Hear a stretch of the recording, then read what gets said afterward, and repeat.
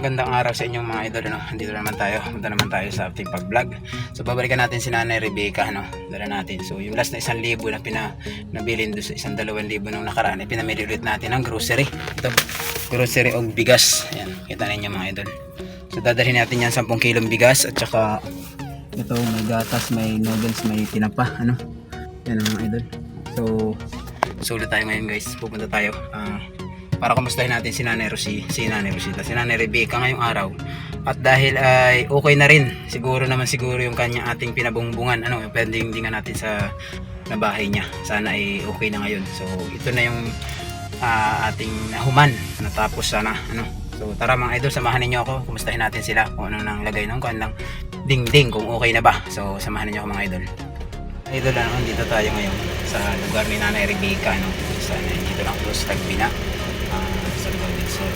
So ngayon pupuntahan natin siya ngayong araw dahil nag-chat na rin sa akin yun si ate, yung asawa ni Kuya Junjun, na okay na raw, tapos na raw yung pinadingdingan nating bahay. So ngayon lang natapos si Kuya Junjun. So maraming salamat talaga sa nag-sponsor ng materialis para madingdingan yung bahay ni Nanay Rebecca, si Ma'am Secret Sponsor. So Ma'am Secret Sponsor, gaya na sinabi natin, no, may 2,000 natira nung nakaraan, pinamili din natin yung 1,000 ng grocery ng nanay at saka ulam, tapos binigyan natin din siya ng cash. So ito rin ngayon, ganoon din ang ginawa natin, halagang 800 pesos, tapos ay mamaya ibigyan natin siya ng 200 pesos, ano, para meron din siyang allowance.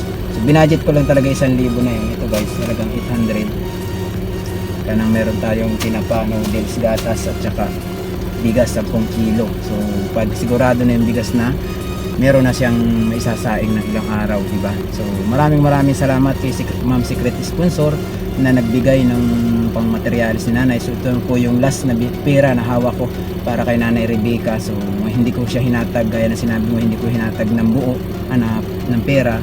Imbes ay ipamili ko na lang ng mga grocery pag pupunta ko. So ganoon na lang ang ginawa ko, ma'am. Maraming salamat, ma'am, sa tiwala na binigay niyo rin sa akin, na nagkatiwala kayo sa akin na sa ganitong mga ginagawa natin. At saka sa lahat ng sponsor ko, maraming salamat. Siyempre sa ating sponsor ng ating service, si Ma'am Tintin, ano. Thank you very much po sa patuloy na pagtulong sa Team Bupiti. So ngayon guys, ay samahan niyo ako dahil pupunta dito sa bahay ni Nanay Rebecca. So tara mga idol, samahan niyo ako mga idol. Dala natin yung ating bigas at saka konting grocery para do sa kay Nanay Rebecca, ano. So ngayon na ulit tayo nakabalik dito, no mga idol. Pasensya na kayo kung medyo late upload tayo dahil hindi natin tayo binalikan agad dahil ay busy si Kuya Junjun. So hindi niya magawa yung pinagawa natin na dingding para sa kanilang bahay. So ngayon okay na daw. So ating pupuntahan, kukumustahin natin. So, medyo may sounds, ano mga idol. Malaman natin to. So ito mga idol, nandito tayo sa bahay ni Kuya Junjun at Nanay Rebecca, kung saan ay yung ating dingdingan na bahay. So ngayon ay okay na, buo na siya mga idol. So meron din tayong dalang kaunting grocery para sa kanila. So ito, kumustahin muna natin sila, no? Sabay na natin itong ating grocery. Kumusta Kuya Junjun? Ngayon lang ulit tayo nagkita. Hindi ako nakapunta rito ng nakaraan. So yan, para kay nanay, ano. Dinala natin si Kuya Junjun, yung anak ni Nanay Rebecca. So ayan, para mabidyohan. Asan si nanay? Dito tanaw na siya sa bangkod. Ay, ito si nanay. Nay! Bangon daw siya, kuya. Mayong hapon, nay. Yan, nandito tayo mga idol. Ngayon lang ulit tayo nakabalik sa kanila. So okay na, ayun na, nalagyan na ni Kuya Junjun lahat nga naman. So mas plastado na kasi siya kung ibubuo siya hanggang dito sa likod. So binabangon ni Kuya Junjun itong kanyang nanay doon sa pagkahiga. Ayan.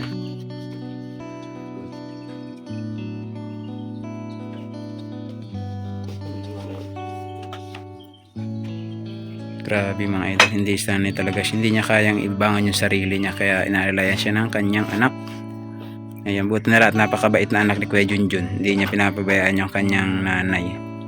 So, busy ka nung nakaraan, ano? Naikuan sa kong side sa mga asawa. Ay nangambot ba, nagkuhan sila, tapok-tapok mga ito. Nagpunta ka? Kung ba dumalo ka? So, kailan pa nakakanto na human? Kahapon-hapon mo lang na human to.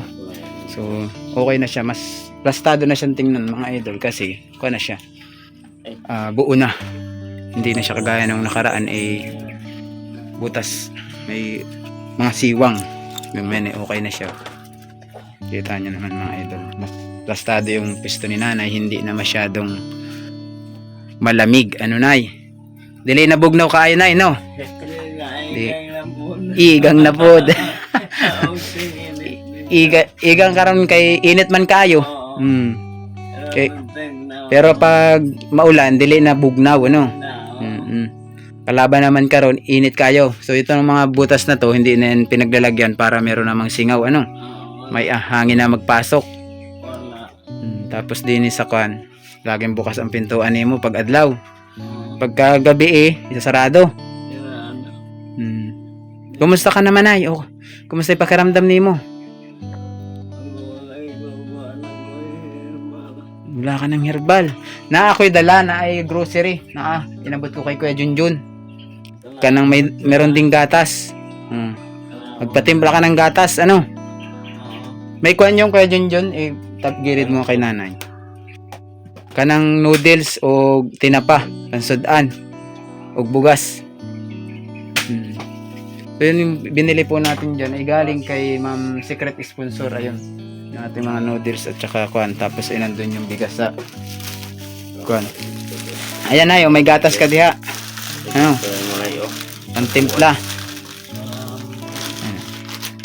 So nandun yung bigas na tinabi na ni Kuya Junjun yung bigas.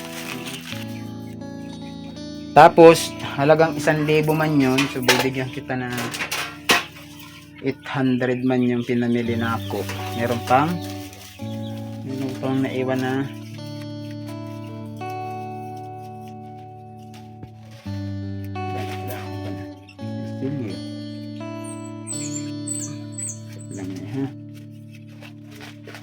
ito na sa imuhan na ni pambili mo ng herbal ano si Kuya Junjun na lang ang pabilhin mo. May 250 pa man ako dito.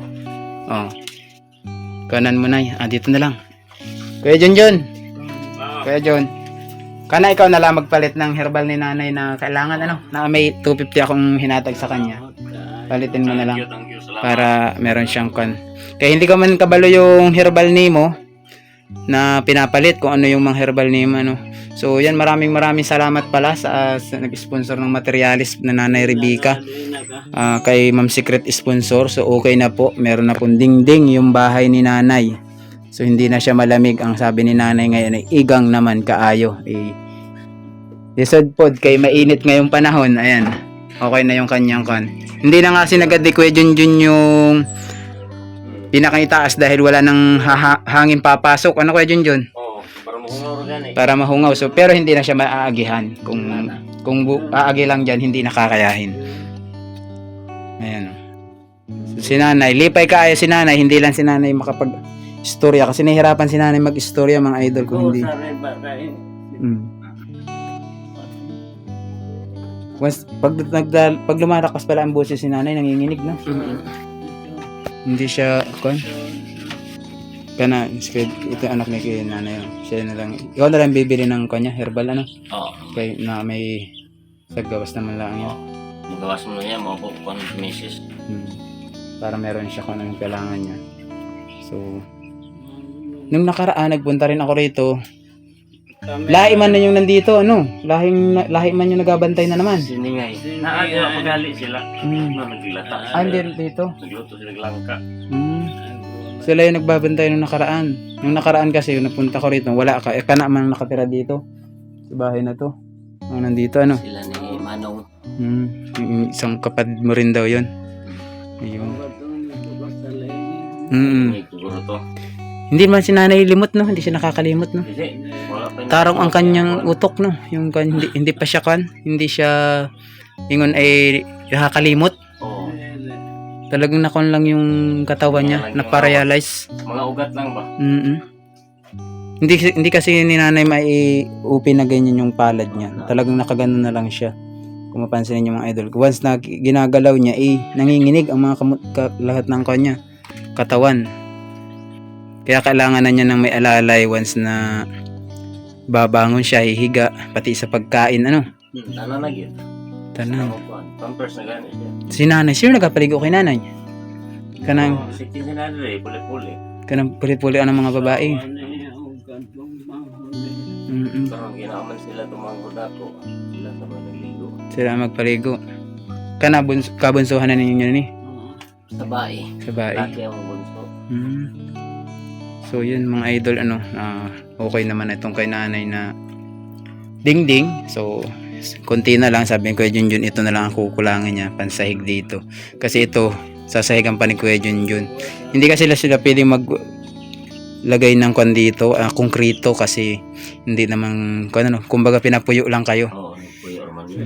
Kaya kailangan kwan lang, kung madaling magiba, pag kailangan umalis, pinahawa sila, eh hindi na sila mahasil. Kaya ito, makita niyo, mapansin niyo, ito yung katre. Itong inuupuan ni Kuya Junjun na yan, dyan sila nahihiga, dyan si nanay. Sino katapat ni nanay karon dito? Sila tumanggod ako dito tulod. Dito na kayo sa sulod. So dapat ito, pinlastar mo lang dito. Sayang Para mo madaot ras sa libuhan. Dito lang. Oh, diha. Oh. Ito. Pikas. Ito na. Natira na ito. Para Ilagay namin yan. maplastado na rin tong iyong kan. Itong at least pag ganun man lang, o tsaka din doon naman makakapal doon sa kabila kay tabla. May natira pa kasi mga idol na kan. Sabi ko ilagay na lang dito sa kanyang dingding. Kasi priority nating matapalan ng dingding itong kwarto ni nanay. Kasi para hindi siya masyadong malamig, tugnaw.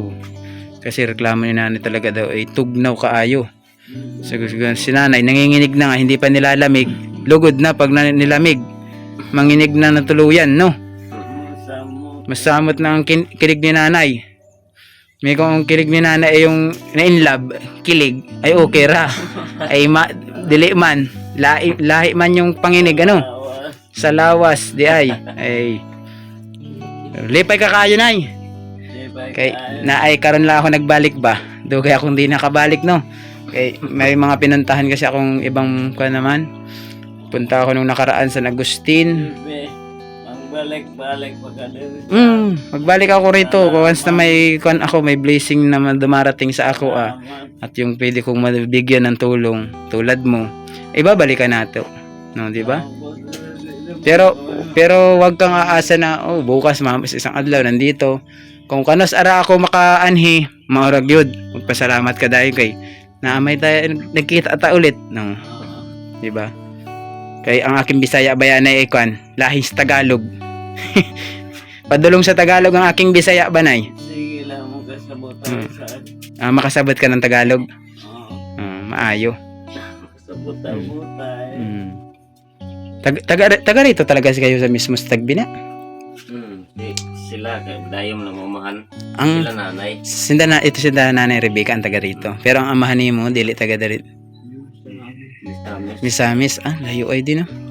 Parang ako pala yan. Taga Luzon man ako diri. Taga Luzon ako. Nag-adto ako diri para lang sabi lang makatabang kahit pa paano, kahit ginagmay, di ba? So parang karon parang isang taon ako hindi nakauwi sa amin. Karon July. Naumanton July na hindi ako nakauwi. Isang taon ako hindi nakauwi kasi last na uwi ko is nung nakaraang taon yung nag-aging tuig. So nay, ito lang sabi ko sa iyo na hindi ako mangangako na magbalik agad ako sa iyo. Pero babalik ako din sa imo, no? Nandito ka lang naman. Pag wala si Kuya Junjun ay tayo lang nandito, nagkumustahan ra. Sana ay kung malay natin may blessing pang dumating sa inyo, may makakita pa ng ating pagbibideo na to, may tumulong pa sa tulad nito kulang nito ay sahig mga idol. So sa mga gustong magtabang kapaunti-unti, pwede naman natin itong utay-utayin. So Kuya Junjun naman yung panday, kayang-kaya naman Kuya Junjun, gaya ng pagpanday ni Kuya Junjun dito, utay-utay hanggang sa nabuo natapos. So okay naman mga idol, di ba? So dito naman kasing kulang dito kahoy tsaka yung pansahig, ano?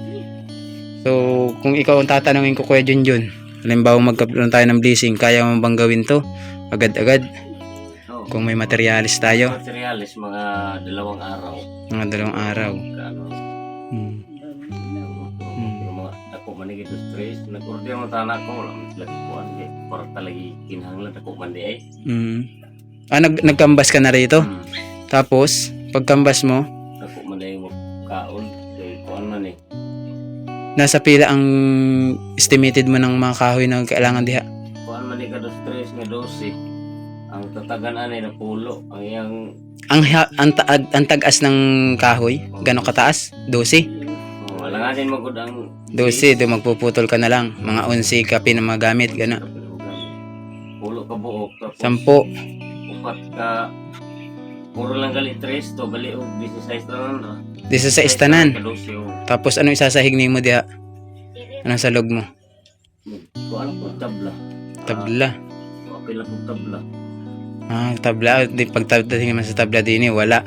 Kung magtatabla ka, di mas mainam pa ikaw na lang ka ng plywood na 3/4. 3/4 o. Kay kung magtatabla ka, saan ka pagka mahal ang tabla dito sa inyo? Mga good lumber. Kay kung lubi naman, Wala magkipot man na ang lubi. kuan. Tapos hindi mo siya pwedeng ikon magkalis Guyod ka na, tusok. tutusok tinuod na. Kanang pero kung plywood, kung halimbawa ito, malay natin may magbigay, may mag-blessing, may blessing tayong dumating. So, pagtulungan natin, no. Sabi ko nga dito, sige, intayin ko kay Junjun na matapos yung iyong pagdingding kay gusto ko ring ipakita sa sponsor natin na tinatrabaho natin, ano, di ba? Para siyempre naman matuwa din sila na wow, okay na kuha na yung aking gusto ron sa matanda na malagyan ng dingding yung kanyang bahay.